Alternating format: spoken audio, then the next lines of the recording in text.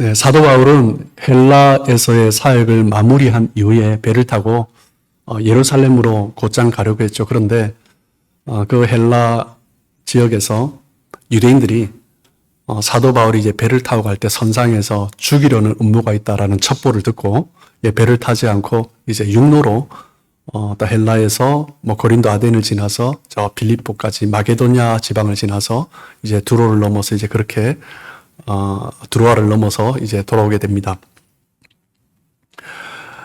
밀레도 항구에서 아시아 지역의 중심이 되는 에베소 교회의 장로들을 불러서 밀레도에서 에베소까지는 한 45km 정도 거리 되죠.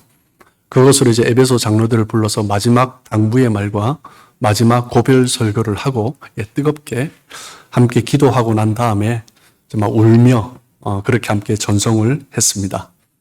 그러면서 이제 밀레도에서 배를 타고 마지막 목적지인 예루살렘을 향해 갑니다. 오늘 본문이 이제 그 내용이죠. 지도를 잠깐 보시면 밀레도 아시아 지방의 남쪽에 있죠. 밀레도에서 이제 배를 타고 뭐가 하나 따라오네요. 밀레도에서 배를 타고 고스로 지나서 여기는 직선으로 되어 있는데 여기 조그만 섬이 있습니다. 이 고스까지 배를 타고 갔죠. 그리고 이제 로도를 지나서 바다라를 지나서 이제 구브로 섬을 왼쪽으로 하고 유니게 지방에 있는 항구 드로죠. 이쪽 시리아 쪽을 향해서 배가 요 밑에 예루살렘 있는데 가지 않고 이제 이렇게 올라가서 드로에 도착을 하게 됩니다. 21장 4절 말씀을 보시면 이제 드로에 갔어요. 제자들을 찾아 거기 드로에서 이래를 머물더니 그 제자들이 성령의 감동으로 바울들어 예루살렘에 들어가지 말라 하더라. 밀레도에서 에베소 장로들도 예루살렘에 가지 말라고 했잖아요. 그런데 이제 이 드로에서 만난 그 성도들 또한 성령의 감동하심으로 성령께서 가르쳐 주신 거죠. 사도 바울이 예루살렘에 가면 이제 결박과 환란이 있을 것이다. 그것을 알게 되었습니다. 그러므로 말미암아 가지 말라라고 만류를 한 것이죠. 성령의 감동하심으로 예루살렘에 사도 바울에게 핍박이 있을 것이다. 사도 바울도 알고 그 성도들도 알았지만 반응이 완전히 다른 거죠. 성령께서 깨닫게 해주셨습니다. 인풋은 같아요. 근데 아웃풋은 정반대인 것입니다. 그리고 이제 그 두로를 떠나 다시 한번 지도를 보시면 이제 두로를 떠나서 이제 돌레마이까지 배를 타고 가면서 마지막 항해를 마칩니다. 마지막 항해를 마치고 이제 돌레마이에서는 이제 아마 육로로 간 것 같아요. 육로로 여기 중간에 갈멜산이 있는데 약 60-70km 되는 거리를 지나서 가이사라에 머물고 있다가 이제 예루살렘으로 마지막 가게 됩니다. 이 가이사라에 가서 보니 빌립이 거기 있었죠. 빌립은 누굽니까? 에베소 예루살렘 교회가 핍박을 받을 때 7 집사가 세워졌습니다. 7 집사가 세워졌는데 스데반 7 집사 중에 한 사람 스데반이 핍박으로 죽는 그 사건으로 말미암아 예루살렘에 정말 대대적인 박해가 일어났죠. 그래서 예루살렘의 교회 성도들이 다 흩어졌습니다. 디아스포라 흩어졌는데 그때 7 집사 중에 한 사람 빌립 집사는 가이사라에 정착을 해서 가이사라에서 그 딸들과 함께 4명의 딸들과 함께 교회를 세우고 그렇게 사역을 하고 있었습니다. 바울이 빌립 집사의 집에 며칠 머무르고 있을 때 유대로부터 예루살렘 지방이죠. 유대로부터 한 선지자 아가보라는 선지자가 내려와서 또 성령이 주신 말씀을 전해주는 거예요. 오늘 본문 11절에 보면 우리에게 와서 그 아가보라는 선지자가 우리에게 와서 바울의 띠를 가져다가 그 당시 띠라는 것은 제사장 띠도 마찬가지고 사역자들의 띠는 사역을 하기 위해서 동여매는 띠죠. 바울의 띠를 가져다가 자기 수족을 잡아매고 바울에게 띠를 달라고 하더니 자기 손과 발을 묶어요. 그러면서 하는 말이 성령께서 말씀하시되 이 띠 임자가 유대인들이 이 띠 임자가 어떻게 당할 것인가. 이 유대인들로 말미암아 이 띠 임자가 손과 발이 결박되고 그런 다음에 이 띠 임자를 그 결박한 상태에서 이방인에게 넘겨주게 될 것이다. 그 아가보라는 선지자는 다른 지역의 성도들은 성령이 주신 그 감동을 따라서 말을 했는데 이 아가바 선지자는 내려와서 가이사라까지 와서 직접 퍼포먼스를 보여주면서 성령께서 가르쳐 주셨다라고 하는 거죠. 이 모습을 본 성도들의 마음이 어땠을까요? 사도 바울이 이렇게 묶여질 것이다. 이것을 눈으로 보는 거잖아요. 가이사라에 있던 성도들 뿐만 아니라 오늘 12절 말씀을 보시면 우리가 그 말을 듣고, 우리라는 것은 사도행전의 저자 누가가 포함되는 거죠. 누가와 함께 그 사도 바울의 전도 여행을 함께 했던 동역자들, 그리고 마지막 그 길을 함께 가고 있는 동역자들, 그들이 그곳 가이사라 사람들과 더불어서 빌립 집사도 포함되죠. 더불어서 말을 하기를 이제 예루살렘으로 가지 말라라고 간절히 간청을 합니다. 하지만 사도 바울의 그 마음의 결정을 되돌릴 수 없었습니다. 그 아가보 선지자가 직접 눈앞에서 수족을 묶으면서 이렇게 될 것이다 하는 그 모습을 보면서 그 누가도 빌립 집사도 동역자들도 그곳 성도들도 간절히 울면서 간청을 했어요. 13절 말씀을 보시면 바울이 대답하되 여러분이 어찌하여 울어 내 마음을 상하게 하느냐. 나는 주 예수의 이름을 위하여 결박당할 뿐 아니라 예루살렘에서 죽을 것도 각오하였노라. 그곳 성도들 함께한 일행 누가까지 빌립 집사까지 울면서 간청하는 그 모습을 보면서 사도 바울의 마음이 상했다라고 표현합니다. 상했다, 속상하다 우리가 보통 생각하는 그런 정도의 단어가 아닙니다. 이 헬라어 단어 상하다라는 이 헬라어 단어는 헬라어 사전에 보면 뭐라고 번역되어 있냐면요, to crush라고 되어 있어요. 충돌하는 거죠. 차가 부딪힐 때 crush 한다라고 하는 거죠. 뭔가 부딪혀서 박살내버리는 거예요. to crush. 그리고 또 컴마 또 뭐라고 번역되어 있냐면 to break in pieces. 정말 얼마나 강력하게 부딪혔는지 산산조각 나버리는 거예요. 깨져버리는 거죠. 사도 바울은 그냥 마음이 슬프다, 속상하다 그 말이 아니라 완전히 박살나버렸다는 거예요. 생각해 보십시오, 여러분. 사도 바울과 함께 왔던 동역자들, 함께 한 소명을 가지고 주님의 부르심을 따라서 복음을 전하고 그리고 마지막까지 그 길을 가고 있는데 마지막에 되어서는 그 마지막 결정적인 순간에 하지 말라라는 거예요.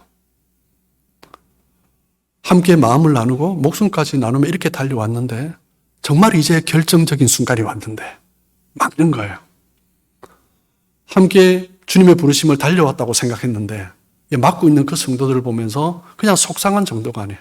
마음이 깨지는 거죠. 박살나버리는 거죠. 정말 그 가슴이 두들겨 맞은 것처럼 사도 바울은 너무나 고통스러웠던 것입니다.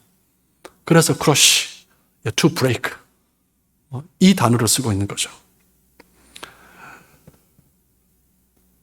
사실 그들은 아가보 선지자, 그들도 알고 있었던 거죠. 그런데 아가보 선지자의 말뿐만 아니라 그 행위를 보면서 정말 그들은 이제 초점이 누구에게 맞춰져요? 사도 바울에게 맞춰지는 거예요.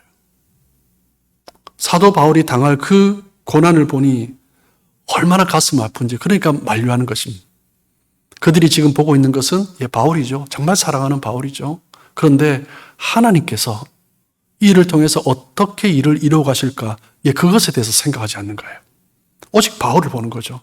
너무나 사랑하는 바울이 고통 가운데 가게 되는 것. 그것 때문에 함께 마음 아팠기 때문에 만류했던 거죠. 14절 말씀을 보시면 바울이 그 성도들의 고난을 받지 않고 동역자들의 저자 누가와 그리고 빌립 집사들 그 성도들의 고난을 받지 않고 끝까지 자기의 길을 가겠다라고 이야기합니다. 그래서 그 성도들은 우리가 주의 뜻대로 이루어지이다 하고 더 이상 만류하지 못하죠. 그리고 사도 바울은 그 가이사라에서 성도들과 마지막 작별을 하고 이제 최종 목적지 예루살렘을 향해서 나아갑니다. 오늘 본문에서 처음 본문을 읽으면서 제가 질문을 하게 됐어요. 성령의 감동으로 가르쳐 줬다라는 거예요, 성도들에게. 그래서 성도들은 성령의 감동을 받았습니다. 그렇기 때문에 이 성도들은 이 하나님께서 바울에게 이 일이 일어날 것이다라는 것을 가르쳐 주셨기 때문에 우리가 맡고 있는 거예요. 그들 입장에 또 이해가 되는 거죠. 그런데 가이사랴에 있는 성도들뿐만 아니라 헬라에서, 마게도냐에서, 또한 드로아에서, 밀레도에서, 또 에베소 장로들을 만나서 그리고 드로아 가이사랴에 이르기까지 각 성에서 만나는 곳들마다 성도들에게 성령이 감동을 주셔서 그런 일이 일어날 것이라고 했고, 성도들은 동일하게 그렇기 때문에 가면 안 된다라고 했습니다. 그리고 유다에서 온 선지자 아가부는 직접 손과 발을 묶으면서 어떤 일이 일어날지 몸소 보여주었죠. 성령께서 각 성의 성도들에게 말씀하셨을 때 그들은 동일하게 그렇기 때문에 사도 바울을 보내지 않는 것이 하나님의 뜻이다라고 생각을 했습니다. 하지만 사도 바울은 그 결박과 환난이 있어도 그것으로 내가 가야 하는 것, 그것이 하나님의 뜻이다라고 생각했어요. 여러분, 누가 맞는 거예요? 우리는 사도 바울이 예루살렘에 가서 거기에서 결박되고 그리고 로마에 압송되어서 그 로마의 감옥에서 지내다, 그리고 그것에 또 복음을 전하다, 그리고 또 감옥에서 또 갇히다가 그래서 마지막 순교한다는 그 이야기를 우리는 알고 있습니다. 그 세계의 중심지 로마에서 복음을 전함으로 말미암아 그 당시 땅끝이라고 생각했던 서바나, 지금의 스페인이죠. 그것까지 복음이 전해지고 그리고 유럽에 복음이 전해지고 그로 말미암아 대서양을 넘어서 미주 땅에 복음이 전해지고 그리고 이 미주 땅에서 아시아의 수많은 선교사들이 나아가지 않았습니까? 또 그 가운데 동방의 작은 나라, 이 조선이라는 땅에도 주의 복음이 증거되었습니다. 그로 말미암아 우리가 이 자리에까지 있을 수가 있게 된 거죠. 사도 바울이 예루살렘에서 결박되어 로마로 가는 것, 그것이 하나님의 뜻이다라는 것을 우리는 명확하게 알고 있습니다. 사도 바울 자신 또한 그 당할 고난과 환난, 핍박이 있어도 하나님의 부르심을 향해서 순종하며 나아갈 때 예수님께서 마지막 주셨던, 승천하시기 전에 마지막 주셨던 땅끝까지 이르러 내 증인이 되리라 라고 말씀하셨던 그 사명의 말씀, 부르심의 말씀, 그 약속의 말씀이 이루어진다라는 확신을 가지고 그 길을 걸어갔던 것입니다. 그렇다면 왜 성령께서 각 성에서 성도들에게, 제자들에게, 집사에게, 그리고 사도행전의 저자 누가에게, 아가보 선지자에게 왜 성령께서 그것을 보여주셨습니까? 사도 바울에게 고난이 있을 것이다. 왜 보여주셨어요? 말리라고 보여주신 게 아니죠. 무엇 때문이에요? 그러면 같이 합심해서 기도하라는 것입니다.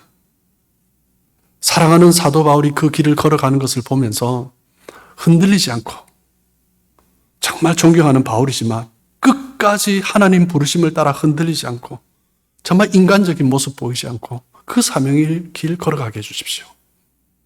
정말 사랑하는 바울을 위해서 그렇게 합심해서 기도하라는 거죠. 그래서 성령께서 보여주신 것입니다.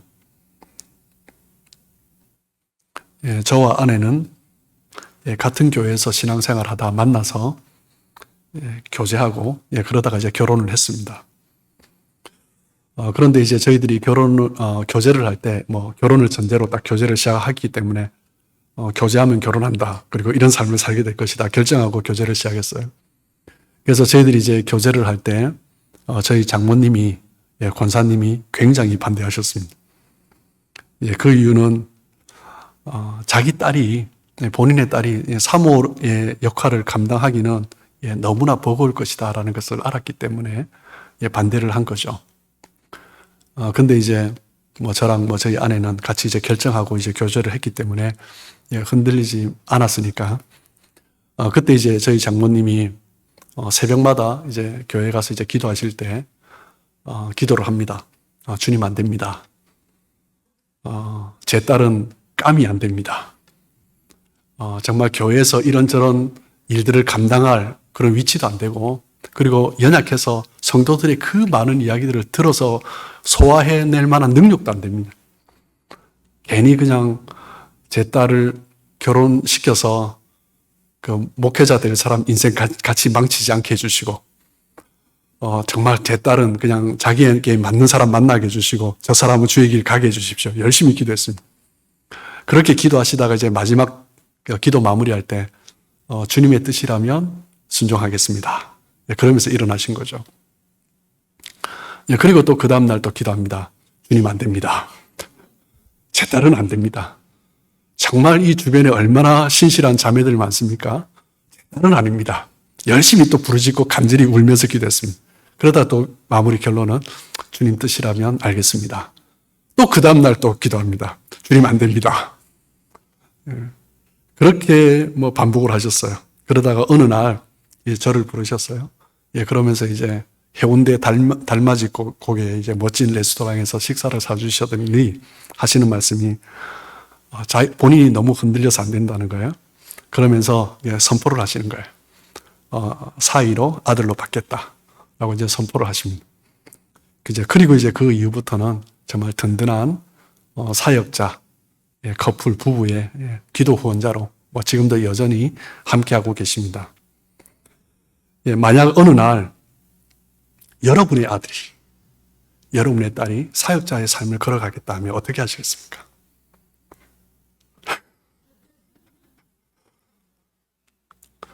만약 여러분에게 하나님이 그것을 요구하신다면 어떻게 하시겠어요?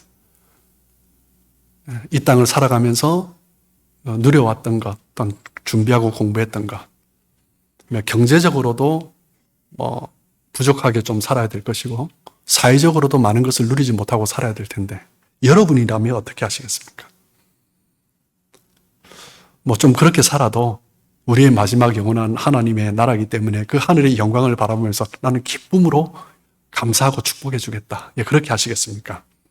아니면 앉혀서 얘기를 하면서 꼭 사역자가 아니더라도 하나님을 위해서 살아갈 수 있단다. 또 여러 가지. 저 비즈니스 잘하시는 저 회장님을 봐라. 돈을 많이 벌어서 얼마나 많은 일을 하고 있느냐. 이런 안내를 해 주시겠습니까? 결국 반대한다는 얘기죠. 사도 바울은 자기 자신을 하나님이 부르셨다라는 분명한 확신이 있었습니다. 그렇기 때문에 사람들이 반대하고 있지만, 사랑하는 사람들이 반대하고 있지만 흔들리지 않았습니다.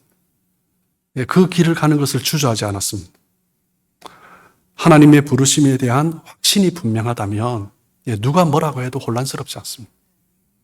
주변에 다른 조건들이, 너무 좋은 조건들이 나타난다 할지라도 혼란스럽지 않습니다. 하나님이 나를 부르신 그 부르심이 확실하기 때문입니다. 배에는 나침반이 너무나 중요합니다. 나침반도 너무 흔들리면 또 잘 안 보였대요. 그래서 이제 자이로스코프가 또 개발이 돼서 또 항의를 하고, 요즘은 이제 GPS, 또 위성을 통해서 가기 때문에 방향 때문에 길을 잃을 경우는 잘 없습니다. 그런데 배가 그 방향을 가르쳐 주는 것이 없다면, 바람이 불어서 몇 번 흔들리고 나면 배는 완전히 방향을 잃습니다. 망망대해서 어디를 가는지 모릅니다. 나중에는 어디를 가야 할지 몰라서 이리 쭉 가다가 또 흔들리다가 또 돌아오고, 그러다가 그냥 갈 길을 잃어버리고 그냥 난파되는 것 아니겠습니까? 우리 인생도 마찬가지입니다. 인생의 방향이 정확하게 정해져야 합니다. 방향이 정해져 있지 않으면 엉뚱한 곳으로 가는 거죠. 그러면서 기쁨이 없는 거예요. 만족이 없는 거예요. 목적지가 분명하지 않으면, 목적지가 정확하지 않으면 혼란스러운 삶을 살게 됩니다. 우리 주변에 얼마나 그런 사람들이 많습니까? 그래서 우리는 분명하게 먼저 우리의 인생을 살아가면서 첫 번째 방향을 설정해야 합니다. 나는 어디로 가야 할지, 나는 이 땅에서의 생존을 위해서 살지, 하나님 주신 사명을 위해서 살지, 그 방향을 먼저 설정해야 합니다.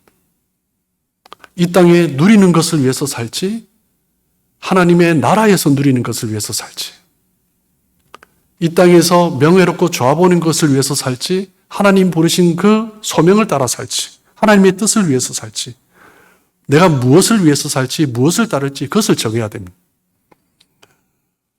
소명이 분명하면 그 삶이 혼란스럽지 않습니다. 그러나 삶의 목적이, 삶의 방향이 정확하지 않으면 계속 방황하는 거죠. 어디로 가야 할지 알지 못하는 이유는 무엇 때문입니까?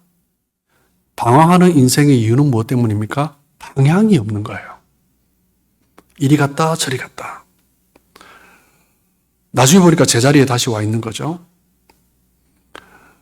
삶의 방향이 불명확하거나 이 땅의 삶에 정해져 있는 사람은, 이 땅의 성취에 정해져 있는 사람들은 자기가 원하는 대로 되지 않으면 낙담하고 낙심합니다.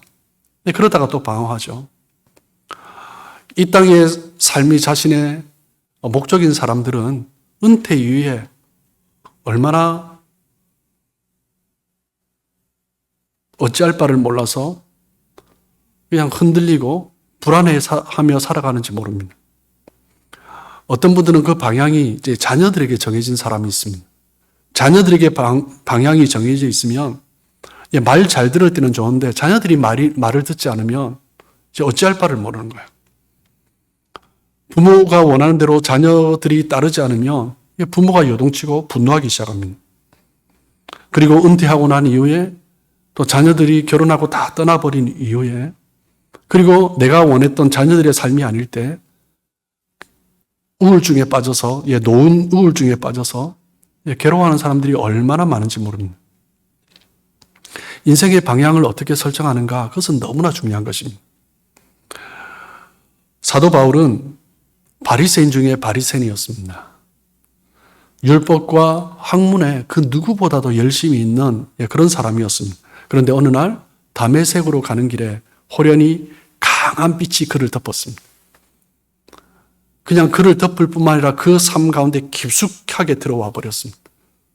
바울의 눈은 멀어버렸고 3일 동안 아무것도 보지 못하고 먹지도 마시지도 못하는 그런 상황에 살았습니다. 그런데 그 경험이 사도 바울의 삶을 완전히 바꾼 거죠. 인생의 전환점을 맞이한 것입니다. 빌립보서 3장 12절에 보면 내가 이미 얻었다 함도 아니요 온전히 이루었다 함도 아니라 오직 내가 그리스도 예수께 잡힌 바 된 그것을 잡으려고 달려가노라.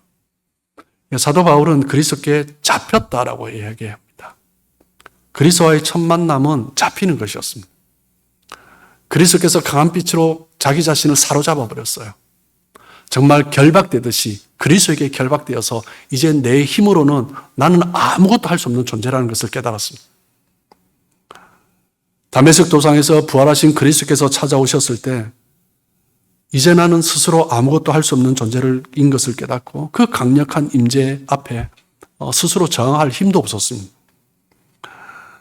그 강한 한 줄기의 빛이 사도 바울의 정말 눈앞을 보지 못하게 할 뿐만 아니라 그 환경 가운데 빛이 비출 뿐만 아니라 자기의 삶 가운데 깊숙하게 들어온 것입니다. 그 빛 가운데 진리의 말씀이 선포되고 그 진리의 말씀이 자신의 영혼을 변화시킨 거죠. 다메섹 도상에서 만난 그리스도와의 만남은요, 사도 바울의 인생에 회심하는 것, 그것만으로 그치지 않습니다. 회심이라는 것은 구원에 부르는 거죠. 하나님의 구원의 부르심은요, 동전의 양면과 같습니다.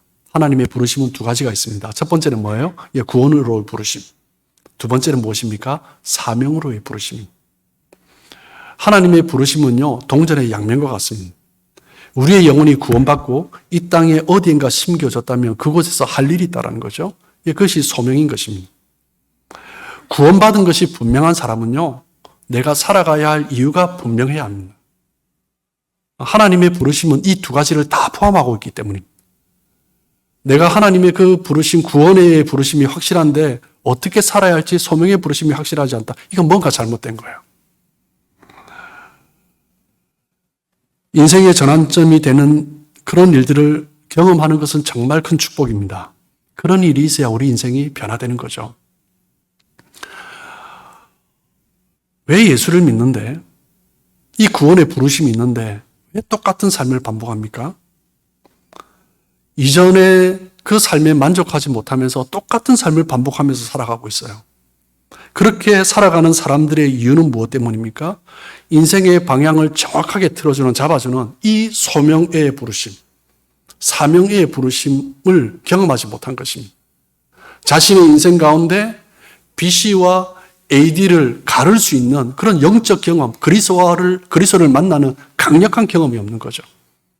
그러니 내가 구원받았나 보다 그렇게 살아가면서 정말 내 삶이 무엇을 향해서 나아가야 할지 모르는 것입니다. 그러면서 예수를 믿으면서도 이리저리 방황하는 거죠. 내가 살아왔던 삶의 방식을 포기한다는 것은 쉬운 일이 아닙니다. 내가 이때까지 가져왔던 신념, 나의 경험, 그것을 포기한다는 것은요, 이것보다 더 강력한 것이 들어올 때 포기할 수 있는 것입니다. 더 강력한 것이 오지 못하면 내려놓지 못하죠. 내가 가던 길을 계속 가는 것입니다. 나를 이끌어갈 그 강력한 힘을 경험하면 기꺼이 이것을 내려놓죠. 내가 내려놓지 못한다 할지라도 끌려가는 것입니다. 여전히 그 불완전한 나의 경험과 나의 생각을 주장하면서 살아가는 이유는 무엇 때문입니까? 그 강력한 힘을 경험하지 못했기 때문이죠. 그러면서 어디로 갈지 알 수 없으면서 그냥 이렇게 가봤다 저렇게 가봤다 내 생각에 따라 내 경험에 따라 결정하고 그냥 그렇게 살아가는 것입니다. 그런 인생은 방황하는 인생이죠.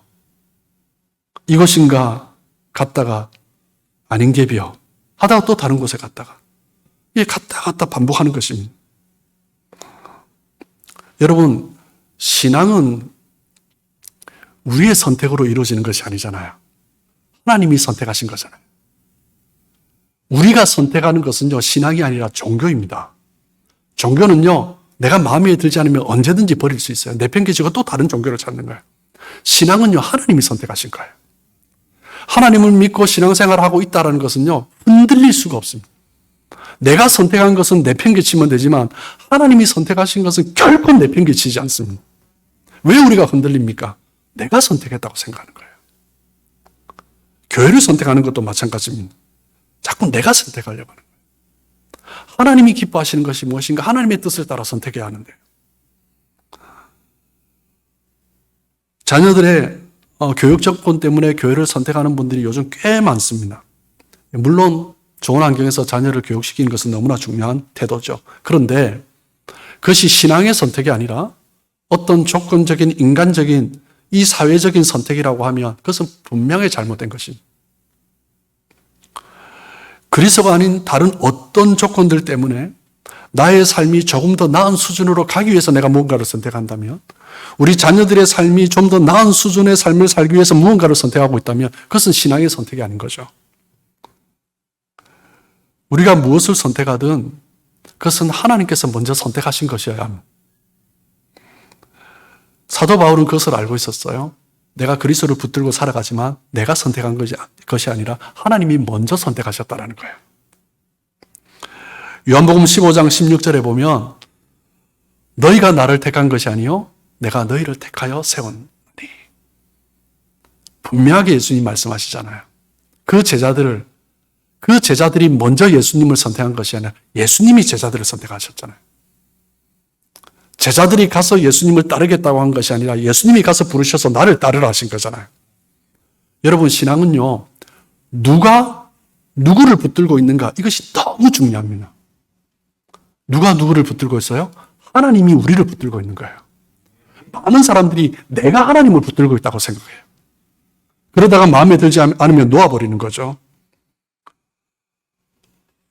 내가 어떤 목적에 의해서, 어떤 필요에 의해서, 조건에 의해서, 어떤 상황 때문에 선택하는 것이 아니에요. 하나님이 선택하신 거예요. 이 교회도 마찬가지. 내가 자꾸 선택하려고 하는 거예요. 하나님이 선택하시고 나를 세우신 그 가운데 내가 순종하며 가는 거예요. 그것이 때로는 어려움의 길이라 할지라도, 내가 원하지 않는 길이라 할지라도 그 길을 걸어가는 거예요. 사도 바울이 그랬던 거죠. 여러분, 우리 인생의 출발점이 너무나 중요합니다. 우리 인생의 가장 중요한 것은 출발점과 마지막 결승점입니다. 결승점은 우리가 아직 정해지지 않았으니. 그러니까 우리 인생의 지금 제일 중요한 건 출발점이에요. 우리의 출발점은 항상 생각해야 합니다. 우리를 향한 부르심은요, 철저하게 오직 하나님으로부터 시작된 것입니다. 그것이 신앙입니다. 하나님의 부르심을 따라 살아가는 삶의 그 방향은 다른 사람과 다른 거죠. 하나님의 부르심을 따라 살아갔다라는 것을, 하나님의 부르심을 따라간다라는 것이 확실한 사람은 그 인생이 이제 완전히 바뀌는 거예요.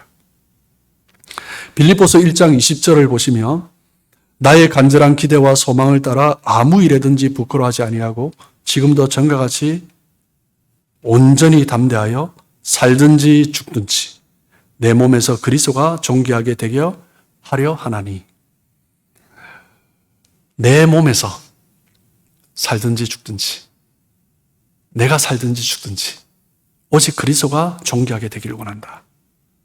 사도 바울의 삶의 방향이었습니다. 바울은 다른 것이 보이지 않았습니다. 오직 그리스도에게 초점을 맞추었습니다. 바울의 삶의 방향이 명확한 이유는 다른 것이 끼어들 수 없기 때문에, 오직 그리스도가 내 삶의 방향이고 목적이기 때문입니다. 빌립보서 1장 21절을 보시면 이는 내게 사는 것이 그리스도니 죽는 것도 유익함이라. 사도 바울의 신앙을 가장 잘 표현해 주는 말씀이 아닌가 생각됩니다. 바울의 삶의 방향이 오직 그리스도에게 초점이 맞춰져 있습니다. 바울은 그리스도가 우선순위인 거죠. 그리스도를 따르는 일 외에 다른 것들은 다 부수적인 것입니다. 각 성에서 만났던 성도들, 그리고 가이사라에서 만났던 빌립 집사, 밀레도에서 만났던 에베소 장로들, 그들도 성령이 감동하신 가운데 그 음성을 듣고 살아왔던 사람들이에요. 그런데 그들에게 그 순간 우선순위가 무엇이었어요? 하나님이 아니라 바울이었던 거예요. 그러니까 다른 이야기를 하는 거죠. 그들은 바울을 너무 사랑했기 때문에 그 자리에 바울을 보내고 싶지 않았던 거예요. 그러니까 만류하는 거죠. 그러니까 만류하면서 울면서 통곡하면서 안 된다라고 하는 거예요. 바울도 그들을 너무 사랑했습니다. 그런데 그 길이 하나님께서 보내신 길이기 때문에 가는 것입니다. 그 사랑하는 동역자들, 그 사랑하는 성도들은 예수님 다음이었습니다. 사도 바울뿐만 아니죠. 베드로는 주님을 만나기 전에 어부에 불과했습니다. 물고기를 잡고 그 물고기를 팔아서 가족들을 먹여 살리는 그냥 한낱 어부에 불과했습니다. 그러나 예수님께서 찾아오셔서 그를 부르시고 만나주셨습니다. 그리고 말씀하세요. 마태복음 4장 19절에 나를 따라오너라 내가 너를 사람을 낚는 어부가 되게 하리라.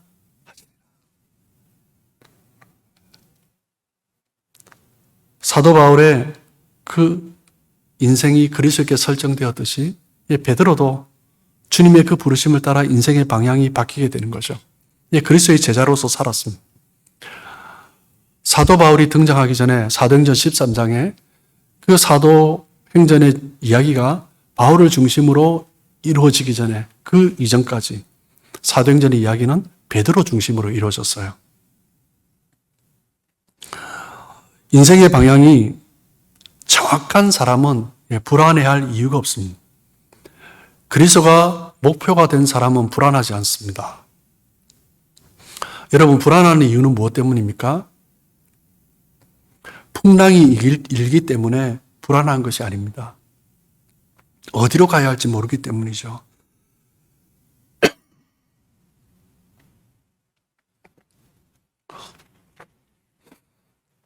주님께서 원하시는 길을 걸어가고 있으면, 주님과 함께하고 있으면 풍랑이 일어도 불안하지 않습니다. 풍랑이 일어도 그 배에 주님과 함께 있으면 평안할 수 있는 거죠. 때로 우리 인생에 풍랑이 일어납니다. 예상치 못한 세찬 바람이 불 때가 있습니다. 그때 우리가 불안하다면 그 이유가 무엇 때문입니까? 내가 가는 길이 맞냐라는 거예요. 그런 마음이 드는 이유는 뭐예요? 정말 내가 지금 주님의 부르심을 따라가고 있지 않기 때문이죠. 주님과 함께하고 있지 않기 때문이죠. 주님과 함께 하심을 강력하게 경험하지 못하고 있기 때문에 불안한 것입니다.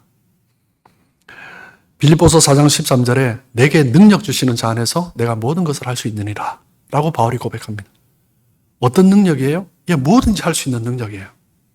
궁핍에 처할 수도 있고 부요함에 처할 수도 있고 핍박과 고난 가운데 가할 수도 있고 형제 자매들과 기쁨으로 즐거움 가운데 살아갈 수도 있고 어떤 상황이든지 주님의 그 능력 안에서 주님을 위하여서 모든 것을 할 수 있다고 고백하는 것 아닙니까? 이 세상의 것이 나를 지배하지 않고 이 세상 다른 것이 우선순위가 되지 않고 이 세상 정말 내가 사랑하는 그 사람이 예수님보다 더 우선되지 않고 나를 부르신 죽음에서 나를 구원하시고 이 천지 만물을 주관하시는 그 하나님, 그 주님을 바라보면서 그 주님의 그 은혜에 강력하게 사로잡혀서 살아간다면 우리는 어떤 상황에서도 흔들리지 않고 살아갈 수 있는 거죠. 여러분, 우리는 그냥 이 세상에 던져진 존재가 아닙니다. 주님께서 우리를 부르시고 구원하시고 주님께서 우리를 볼 때 필요한 곳에 다 심으셨어요. 우리는 그렇게 가치 있는 존재입니다. 우리가 그냥 세상에 툭 던져진 존재라면 너무나 우리 인생이 허무할 것입니다. 그냥 주님 우리를 그냥 툭 던지지 않으셨어요. 그냥 하나하나 주님께서 기뻐하시는 자리에 심으신 것입니다. 하나님께서 우리를 너무나 가치 있는 존재로 존귀한 존재로 불러주셨습니다. 그냥 하나님은 우리를 구원하신 그 구원으로만 우리를 향하여서 계획하지 않으시고 우리를 이 땅 가운데 하나님의 뜻을 위한 도구로 세우신 거죠. 내가 구원받은 것을 깨달은 사람은 분명하게 이 땅에서 나의 삶이 무엇인가를 함께 깨달아갑니다. 내가 구원받은 것을 깨달은 사람은 그 하나님의 강력한 은혜를 경험하기 때문에 그 십자가의 사랑을 애매하게 경험할 수가 있습니까? 나를 위해서 하나님이 이 땅에 육신을 입고 오시고 그 십자가에 죽으시고 피 흘리셨는데 그 사랑을 밋밋하게 경험할 수 있습니까? 아니요. 정말 강력한 경험이어야 하죠. 그 십자가의 사랑, 구원의 은혜를 강력하게 경험한 사람은 나를 향한 하나님의 부르심, 소명, 사명, 그 길을 함께 경험하는 거예요. 그렇기 때문에 그리스도가 내 안에 있는 사람은 흔들리지 않고 살아갈 수 있는 것입니다. 불안해하지 않고 살아갈 수 있는 거예요. 뭐 때문에요? 우리가 이 땅을 살아가는 이유가 그리스도이시기 때문입니다. 우리가 이 땅을 살아가는 근거가 그리스도가 되시기 때문입니다. 우리가 이 땅을 살아가는 삶의 목표가 저 위에서 부르신 부름의 상이기 때문입니다. 그것을 바라보며 살아가는 거죠. 여러분의 생각과 관심과 대화의 내용과 삶의 이유가 여러분의 직장의 이유가 돈을 버는 이유가 그 모든 것들이 그리스도에게 초점을 맞추심으로 나아갈 때 주님께서는 우리를 정말 주님 주신 그 은혜 가운데 기쁨 가운데 살아가게 하시고 결국은 승리케 하실 줄 믿습니다. 그렇게 살아가시는 성도님들 되시길 주님의 이름으로 축복합니다.